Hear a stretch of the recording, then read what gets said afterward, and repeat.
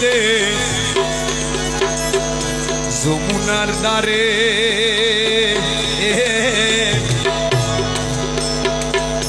মধু হেসে নয়ন দ্বারে ভুলাইছে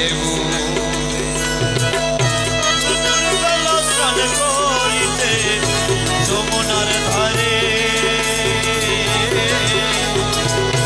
মধু হেসে নয়ন দ্বারে ভুলাইছে। আরে দুপুর বেলা স্নান করিতে যমুনার দ্বারে মৃদু হেসে নয়ন দ্বারে ভুলাইছে। সেই অবধি সইতে নারী রে, সেই অবধি সইতে রে নারী, সেই অবধি সইতে রে নারী, সেই অবধি